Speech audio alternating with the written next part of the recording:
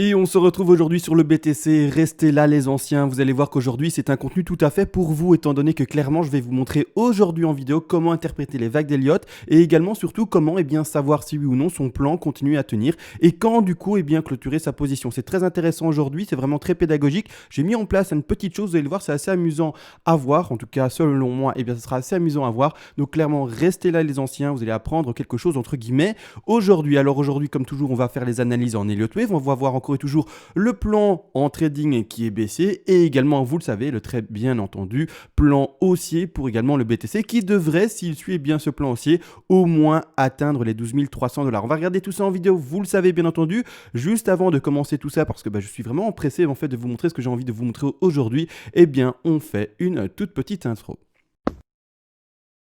Et bonjour à tous, aujourd'hui très heureux de vous retrouver enfin sur le BTC face au dollar, juste avant d'ailleurs de commencer enfin l'analyse que j'ai clairement envie de faire aujourd'hui parce que je vais vous apporter quelque chose selon moi de très simple mais vraiment de très pédagogique qui va vous aider plus tard à tenir vos plans de trading ou à invalider également vos plans de trading. Malgré tout avant, je veux remercier ces personnes qui aident la chaîne par des donations, vous le savez, quelqu'un qui partage de son temps de manière journalière et ça demande beaucoup de temps, quelqu'un qui partage également la pédagogie, également ses plans de trading, ses plans d'investissement, enfin bref, tout ceci et ce partage de connaissances fait, bien entendu, c'est quelqu'un qui, quand il est récompensé, va continuer dans le temps, c'est comme ça que ça fonctionne. Vous le savez très bien dans le système économique dans lequel on se retrouve, bien entendu. Et bien entendu, ça fonctionne d'ailleurs ces donations-là par paliers. Selon d'ailleurs les paliers de donation que vous atteignez, et d'ailleurs vers déjà les premiers paliers de donation, je vous envoie en contrepartie pour vous remercier toutes les règles d'Elliott en français. C'est écrit, je le rappelle, de manière concise, comme ça vous pouvez apprendre rapidement. C'est écrit également pour les débutants et les personnes plus avancées. Tout se retrouve dans ce petit PDF finalement. Et d'ailleurs, par vous-même, par après, vous pouvez grâce à cela créer comme moi des plans de trading, des plans d'invalidation et également par après finalement faire ce que je vais vous expliquer aujourd'hui. Et ça me permet de faire la transition, de directement aller dans le vif du sujet parce que clairement aujourd'hui je veux parler de ça. Comment valider un scénario, comment finalement faire en sorte de rester dans un trade ou également comment faire en sorte de sortir de son trade même avant de se faire prendre son stop loss. C'est-à-dire que quand finalement on fait la lecture de... Donc je vais expliquer ça. Rapidement, il faut comprendre une chose, c'est que quand on dessine le plan de trading, quand on voit son plan de trading, on a un décompte Elliott et également on s'appuie, vous le savez très bien, sur le RSI assez fortement. Combiner ces deux choses-là, ça nous permet de lire des choses. Alors il est sûr que quand on n'y connaît rien, quand on ne sait rien, on ne voit finalement que ça. C'est-à-dire que quand on n'a aucun indicateur, quand on n'a rien du tout, on voit ça. Et qu'est-ce qu'on veut lire là-dessus? Bien entendu que c'est un peu compliqué. Malgré tout, quand on a des indicateurs, pour ma part c'est du RSI, pour d'autres ça sera du MACD, j'ai dit du RSI, mais du RSI combiné, vous l'avez très bien compris, aux Elliott Wave. Pour d'autres ça sera les moyennes mobiles ou d'autres indicateurs, peu importe, mais quelque chose qui vous permet de lire entre guillemets le graphique. Pour ma part, je vais vous expliquer comment je lis le graphique et quand est-ce que je vais sortir de position, c'est-à-dire quand est-ce que je vais clôturer et affirmer que finalement un trade ne va plus dans le bon sens et donc même avant que mon stop loss soit pris, je vais prendre la décision d'arrêter parce que le trade, ou en tout cas le cours ne va pas selon moi dans le plan que j'ai bien entendu inclus ou en tout cas écrit à l'écran. C'est-à-dire que maintenant aujourd'hui, très intéressant, il faut comprendre et pour faire l'analogie, avant de parler finalement de tout ceci à l'écran, je vais faire une analogie très simple avec la langue française. Donc je vais remonter un peu, j'ai fait ça en amont avant de vous en parler. J'ai mis ici à droite de l'écran, vous voyez le mot crash et le mot hausse. D'accord? Il faut savoir que ces deux mots, finalement, c'est ce qu'on essaye de voir. Est-ce que ça va cracher ou est-ce que ça va, en tout cas, indiquer une hausse et monter? C'est ce qu'on veut faire dans notre plan de trading. C'est-à-dire qu'on a mis notre plan, soit vous avez parié sur une hausse, soit une baisse. C'est pas plus compliqué. Soit le cours il monte, soit il descend. Maintenant, il peut faire l'horizontale, bien entendu, mais il y a un moment où il y a une décision. Soit il monte, soit il descend. Ça, c'est pas plus compliqué. C'est un peu comme du pile ou face. Soit vous avez raison, soit vous avez tort, et c'est pas plus compliqué. Malgré tout, il y a le risque management, etc. Il ne faut pas non plus me faire dire ce que je n'ai pas dit. C'est quand même un peu plus complexe, mais tout de même, la décision, c'est soit je long, soit je short. Donc, soit je choisis une hausse du cours pour mon trade, soit une baisse. Et c'est finalement ce qu'on veut retrouver ici. Soit, on doit choisir le mot crash, soit on doit choisir le mot hausse, d'accord? Donc attention, j'ai utilisé ces deux mots pour une certaine raison, vous allez comprendre également. J'aurais pu mettre le mot baisse, d'accord? Mais ça n'ira pas. En tout cas, dans l'exemple que je vais donner. Vous allez comprendre avec l'analogie, avec les phrases en français que je vais mettre en avant. Donc, c'est-à-dire qu'en fait, ceci, d'accord, regardez bien, en fait, par rapport au français, regardez à droite, il y a deux phrases qui commencent à se dessiner. Alors je vous le dis déjà, c'est deux mêmes phrases, mais qui se terminent différemment pour pouvoir positionner soit le mot crash dans la phrase numéro 1, la plus basse, ou alors dans la phrase numéro 2, on va dire la plus haute. Donc ici, finalement, la phrase numéro 1 et la phrase... Enfin bref, on s'est compris. Il faudra positionner le mot crash dans une des deux phrases et le mot hausse dans une des deux phrases. C'est un peu la même chose qu'ici. Au début, quand on met notre plan de trading, on ne sait pas ce qu'il y a à droite. Donc on va développer peut-être petit à petit la lecture du graphique. On va sur la droite et on commence à lire la phrase. C'est l'analogie que j'en fais. Sauf qu'ici, c'est des bougies, des décomptes, des numéros, des chiffres, des RSI, etc. Mais c'est finalement l'analogie que je veux en faire avec la phrase. C'est-à-dire que quand on remonte sur notre exemple de phrase, si je le retrouve, où est-il? Où es-tu? Où es-tu? Où es-tu? Ok, c'est là. C'est-à-dire qu'en fait, quand on repart sur l'exemple que je vais en donner, bien entendu, et qu'on veut expliquer ça de manière simple et claire, on va développer le graphique par rapport aux bougies, mais ici par rapport à la phrase. Donc on écrit pour le moment, on ne sait pas où sera le mot crash et où sera indiqué le mot hausse. Aucune idée pour le moment. C'est-à-dire qu'on ne sait même pas ce qu'il y aura comme phrase. Donc maintenant, il y a le mot il. Aucune idée. Il crash, il hausse, on ne sait pas, parce qu'il y a une suite. Il crash, il hausse. On comprend bien ce que je veux faire expliquer, c'est qu'on ne sait toujours pas où placer le mot crash, d'accord, dans cette phrase-ci. D'accord, c'est-à-dire qu'on continue les développements. Il y aura toujours la même chose, il manque finalement un petit déterminant. Il y aura quoi, crash ou hausse? On ne sait toujours pas où indiquer ces deux mots-là. On continue à développer, on voit un U, on comprend bien qu'il y aura forcément, si on s'y connaît un peu en français tout de même, pas très compliqué, un moment décisif. Donc pour le moment, c'est soit fortement le mot 1 qui va s'indiquer ou le mot 1, et c'est ce déterminant, on l'aura compris, qui va déterminer si oui ou non on peut poser le mot crash dans la première phrase ou dans la seconde. Et la même chose, du coup, la hausse. Parce qu'on ne peut pas dire il y a un crash, et on ne peut pas dire à l'inverse, donc on peut dire à l'inverse, il y a un crash, mais on ne peut pas dire il y a un hausse, ça ne se dit pas. Donc on comprend bien qu'il y aura soit le déterminant 1, ou également une, d'accord? Donc ici, on continue à développer, on voit 1, clairement, et on attend finalement le dernier signal. C'est la même chose ici, pour valider ici une hausse ou une baisse, on lit l'affaire jusqu'au dernier signal, et le dernier signal sera le moment invalidant. Je vais après expliquer d'ailleurs comment ça se lit sur le graphique. Mais sur notre petit mot ici, on le comprend bien, on le développe, on voit le 1 en bas, on sait du coup que maintenant il y aura une hausse, on va placer ici, et du coup, comme il y a un 1 là, on sait qu'on va indiquer, il y aura un crash. Et donc, on développe, et qu'est-ce qu'on voit? On voit bien le résultat. Mais c'est-à-dire qu'en fait, avant de savoir si le cours monte ou descend, dans votre plan de trading, il faut un développement. Il faut avoir une attention portée sur les différents indicateurs. Pour ma part, ici, c'est le RSI, et en plus de ça, les Elliott Wave. Et jusqu'à ce qu'on ait finalement des signaux clairs, on reste dans le trade. Tant qu'il n'y a pas d'invalidation d'un trade baissier ou haussier, on ne sort pas de son trade. On attend son stop loss, bien entendu, au cas où, mais autrement, on ne sort pas d'un trade jusqu'au moment où le cours vous dit, voilà, maintenant ton plan ne tient plus et tu sors de ceci. Donc clairement, qu'est-ce que ça se passe? Et en tout cas, qu'est-ce que ça se passe? Waouh, mon français, même si ici on essaie de faire une analogie avec le français, mon français a un peu du mal, mais clairement, qu'est-ce que ça veut exprimer sur le cours? Je vais faire exprès de passer actuellement en daily parce qu'il y a une chose intéressante à vous montrer. Et en fait, je fais exprès d'en parler maintenant parce que c'est actuellement où c'est important d'en parler. Actuellement, qu'est-ce que l'on peut lire sur le graphique? Alors, je vais laisser ça comme ça. Je suis désolé, il y a beaucoup de choses à l'écran. Je vais du coup mettre certaines choses tout de même en retrait, même en fortement retrait. Encore une fois, ça ne se dit pas. Mon français, faites pas attention.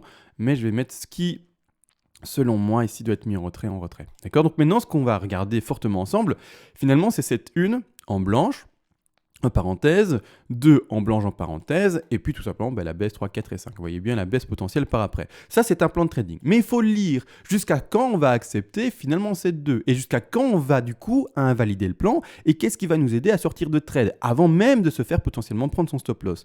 On va ouvrir le RSI, on le voit en daily. Ici, je montre ça en daily, ça me semble assez intéressant de le lire en daily. Je pense que mon logo ne dérange pas, il doit monter jusqu'au maximum ici, donc c'est pas grave. Mais de toute façon, ce qui va nous intéresser ici, c'est quoi? C'est l'expression du RSI que l'on voit ici à l'écran par rapport au dernier plus haut fait. Donc, qu'est-ce qu'on va regarder par rapport au cours et par rapport au RSI? C'est clairement ceci. Alors, je vais prendre un petit pinceau pour l'indiquer. Je vais retirer encore une fois ici l'élément qui me gêne. Je vais prendre une couleur bien flash. Je vais prendre du coup du rose. Le rose, c'est quelque chose qui flash vraiment fortement. Et en fait, on va comparer par rapport à la lecture du RSI et les racines finalement des vagues, le dernier plus haut qui a été fait ici, c'est-à-dire plus précisément sur le cours de Coinbase, on est aux alentours des 10 429 $.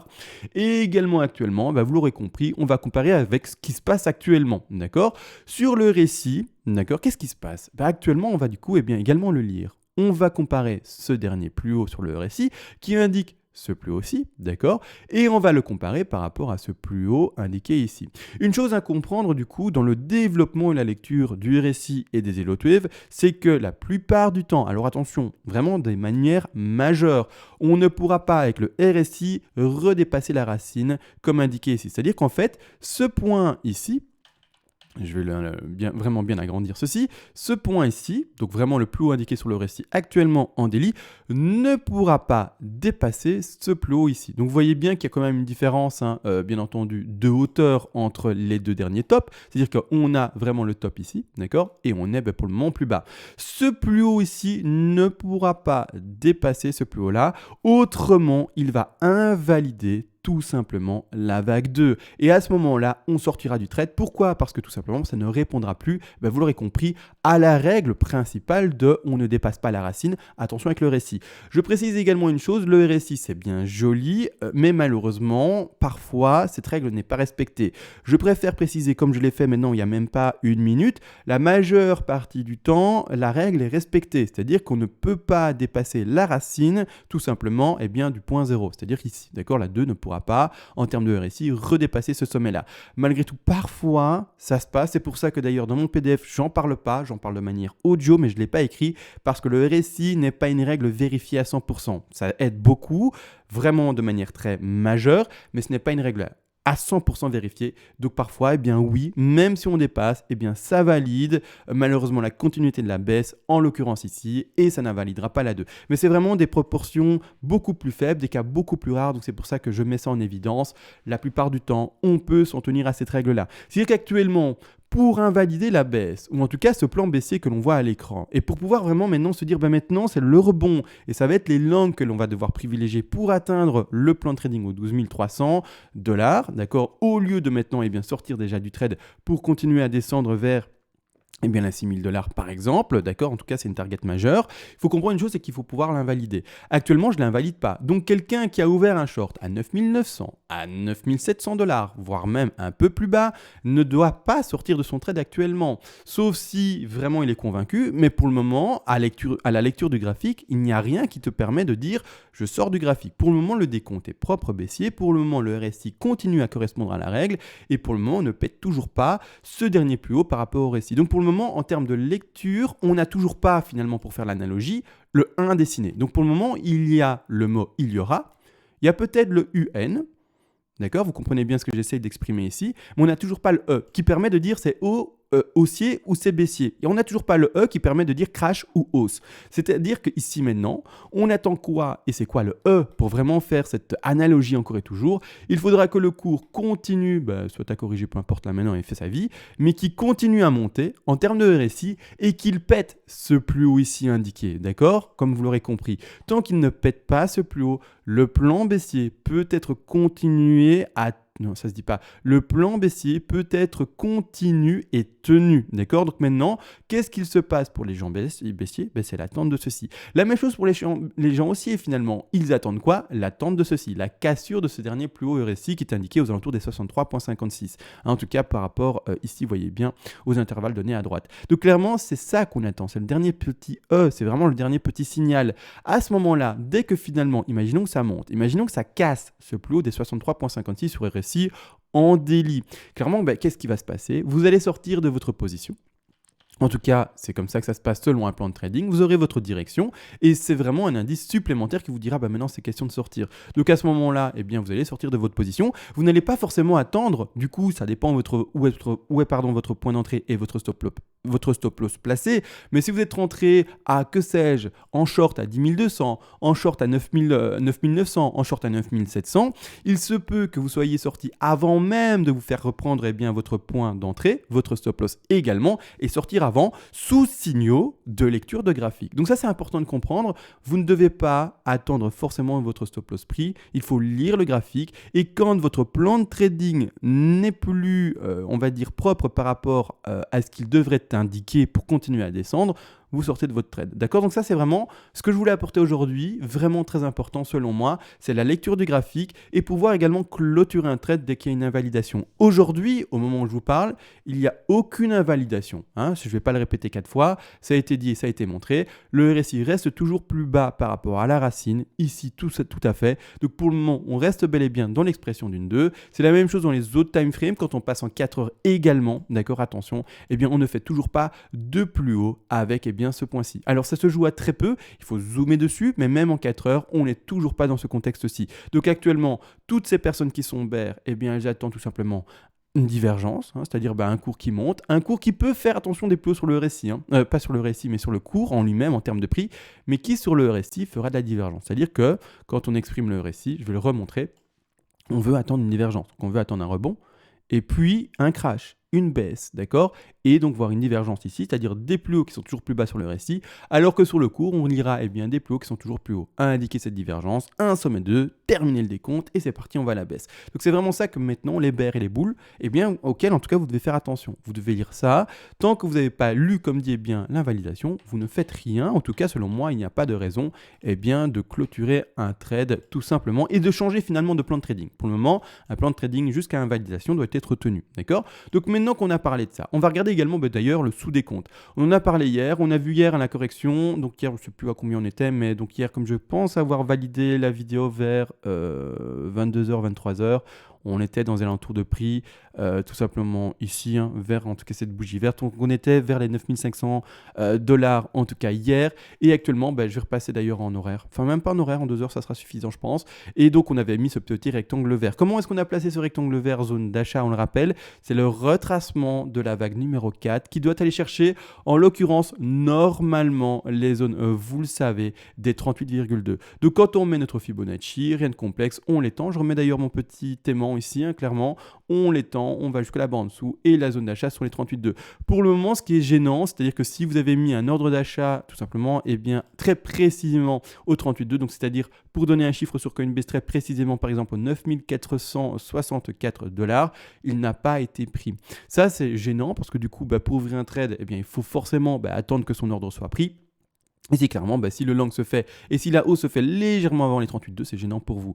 Malgré tout, encore une fois, ne jamais entrer dans un trade de manière précipitée, émotionnelle ou quoi que ce soit. Vous avez prévu un point d'entrée, vous attendez ce point d'entrée. Il ne se fait pas toucher, tant pis, vous n'aurez pas ce trade-là. C'est comme ça et c'est pas autrement. Il ne faut pas être comme, encore une fois, je le rappelle, au casino, attendre d'office de l'émotionnel, d'office vouloir être dans un trade. Vous avez mis votre plan en place, vous attendez que ce plan se valide, oui ou non. N'empêche, maintenant, ça peut déjà rebondir. Je ne vais pas valider avec vous maintenant la 4. On n'a toujours pas d'ailleurs touché les 38,2. Statistiquement, on devrait les toucher. Donc maintenant, j'attends une confirmation haussière, la lecture du graphique, et ce que j'attends, vous l'aurez compris, c'est une dernière vague haussière, donc un dernier rebond de ceci, dépasser du coup les 9685 dollars sur Coinbase et revoir potentiellement des plus hauts qui vont revoir les 9800 dollars. Ça, c'est la même chose dans le plan bear et dans le plan bull, c'est le même décompte étant donné que vous le savez, on est dans une sous-vague. Malgré tout, à partir du moment où, en tout cas, si on est dans le plan bear, on va garder ce décompte bear et voir à partir du moment où on validera ce sommet de 5-6, un sommet de 2 et par après, la baisse, d'accord? Et là, prendre ces take profits partiels, etc., qui seront placés, vous le savez très bien. Malgré tout, dans le plan bull, pour ceux qui sont bull maintenant, tout simplement la même chose. Le sous-décompte, c'est le même. Je ne l'ai pas indiqué, je ne l'ai pas écrit, mais c'est la même chose. Malgré tout, vous allez devoir, voir la hausse rappelez-vous bien, jusqu'aux 12 300 dollars au moins, d'accord? C'est vraiment la zone. J'ai oublié de le faire hier, mais il y a un gap à ce niveau de prix-là, qui sont entre les 11 700 dollars et les presque 12 000 dollars, donc un magnifique gap potentiellement à aller combler. Ce gap-là, je vais quand même vite le remontrer pour ceux qui n'ont pas vu ce gap-là et qui prennent mes vidéos en cours et qui n'ont jamais vu cela. Mais en fait, on a un gap qui se situe ici, d'accord, en zone rouge. C'est-à-dire que quand on va dessus, je suis en 2 heures, donc il va se voir fortement. En fait, un gap, c'est un creux dans le cours par rapport au futur, d'accord, donc par rapport à tout ce qui vous permet de faire du levier, du crédit et tout ça. Donc ici, on a un creux qui n'est pas comblé depuis août d'année 2019. Donc il faut le comprendre, bientôt 1 an que ce gap n'a pas été comblé. Il peut très bien se faire faire combler maintenant, ou encore ça peut encore attendre 6 mois. D'accord? Donc c'est très important également, pas se dire parce qu'il y a un gap, il va être comblé, ce gap ça fait 1 an qui n'est pas comblé. En tout cas, j'extrapole, ça fait 11 mois et quelques qui n'est pas comblé.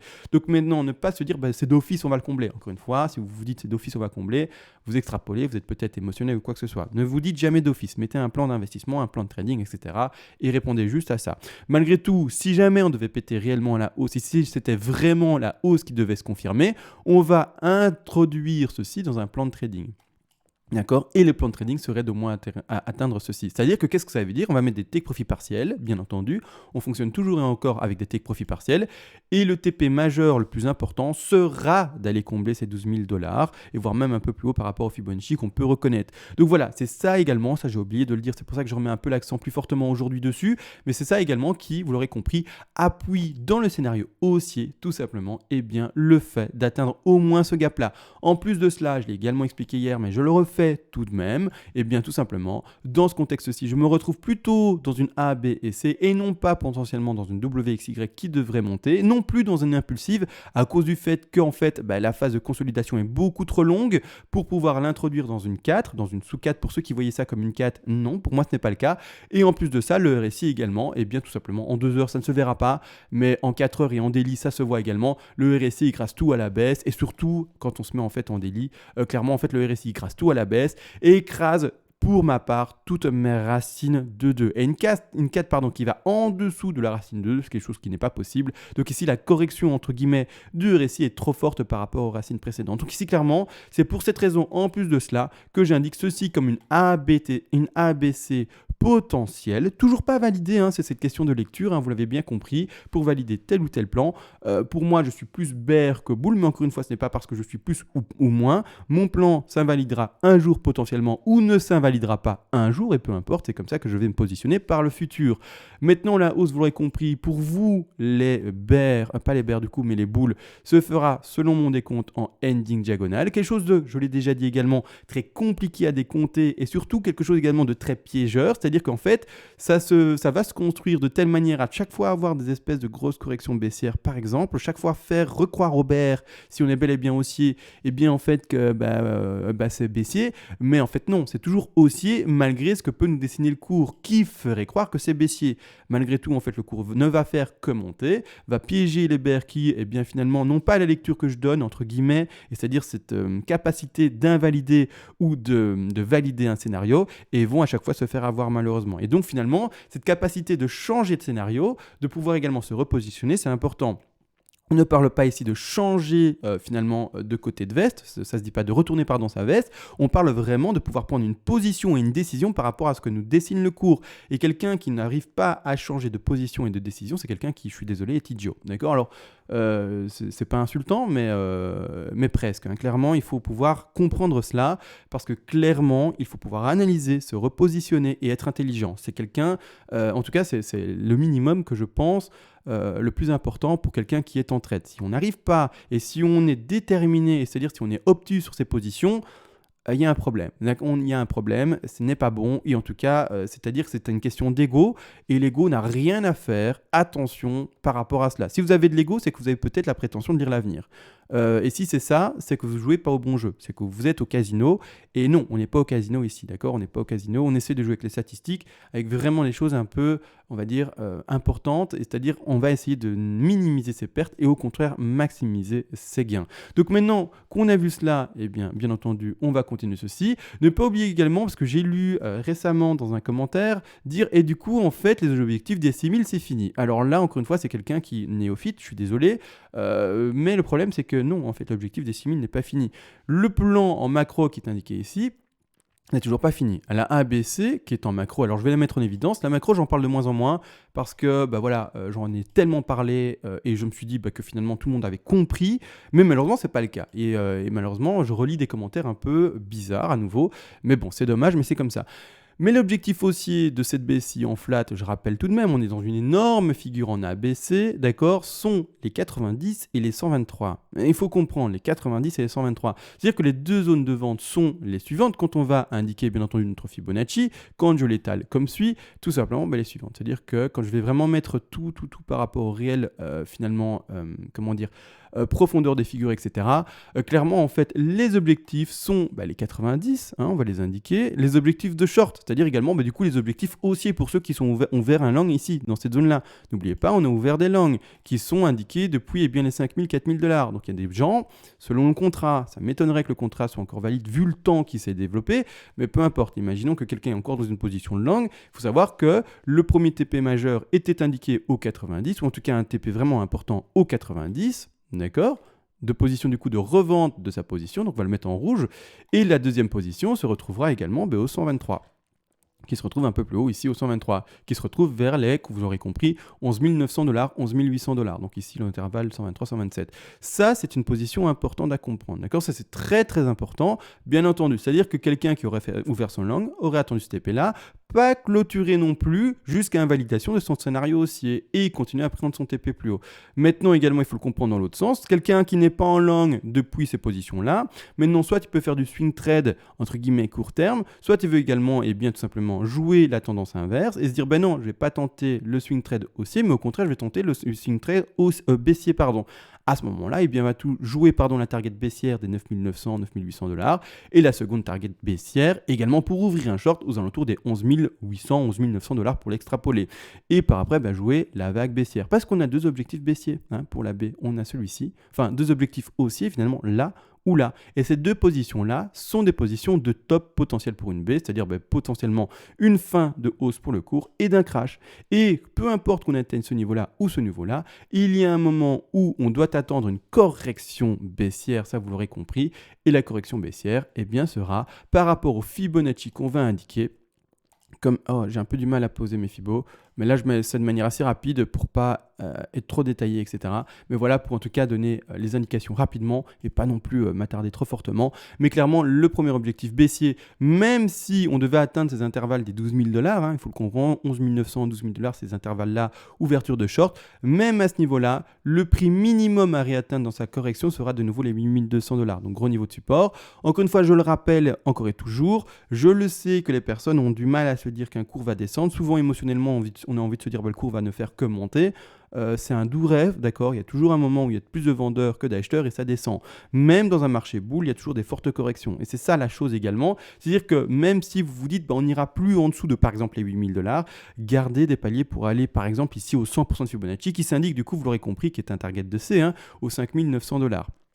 Très important de garder tes TP jusque là-bas en bas, voire même des TP pour beaucoup plus bas, parce qu'on le rappelle également, il y a, vous le savez, un gap qui s'indique aux 3 000 $ et un gap à 8 chances de probabilité sur 10 de se faire combler. D'accord ? C'est important de le comprendre. C'est-à-dire qu'il a tout de même 2 chances de ne pas faire 2 chances sur 10 de ne pas se faire combler, mais il faut comprendre une chose, c'est que du coup, il faut malgré tout garder un palier pour là-bas en bas. Même si vous n'y croyez pas, gardez dans votre stratégie de trading ou en tout cas d'investissement également, un palier pour là-bas en bas. Même si vous n'y croyez pas, gardez 5, 10, voire même peut-être moins selon vraiment ce que vous voulez encore une fois avoir comme trade ou investissement et l'agressivité que vous pouvez en mettre ou en tout cas illustrer dans votre trade, mais gardez un TP pour là-bas en bas. Gardez de la liquidité pour là-bas en bas. Je rappelle, les investisseurs néophytes sont des personnes qui malheureusement achètent de manière trop compulsive et trop rapide et ne prévoient pas en tout cas des prix plus bas que ce qu'elles peuvent imaginer. Par exemple, pour donner l'exemple, on va retourner juste pour s'amuser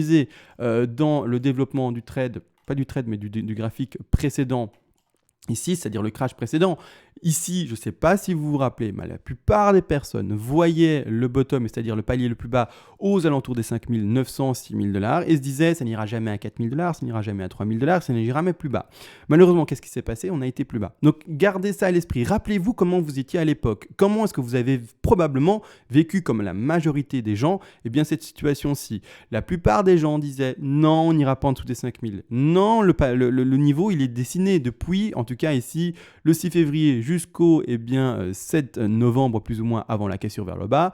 Non, le niveau est dessiné. On a un niveau de support important aux 5 000, 6 000 $. On n'ira pas en dessous. C'est le niveau d'accumulation, de perte de volatilité et de rebond. Malheureusement, ben non, le rebond que tout le monde attendait comme ça n'a pas eu lieu. Au contraire, on est descendu plus bas que ce que tout le monde pouvait penser. Les 4000 ont été écrasés, les 3000 ont été écrasés, on a atteint plus précisément, enfin, on est rentré dans la zone des 3000 et on a atteint plus précisément la zone des 3128 $, bien entendu. Donc maintenant, il faut le comprendre, d'accord? Si vous ne croyez pas à un prix, dites-vous, vous ne savez pas et que probablement, peut-être, encore une fois, vous allez vous tromper. Donc gardez de la liquidité pour la barre en bas. Comme dit Lego, la lecture d'avenir n'a rien à faire ici et juste mettez en place des plans d'investissement et des plans de trading. Le TP à prendre pour les 3000 $, doit être pris en compte dans votre plan. Et c'est-à-dire qu'en fait, le TP et le gap à combler, c'est cette ligne verte. C'est-à-dire en fait, quand on va zoomer dessus, on va la voir en 4 heures à mon avis, elle va être visible.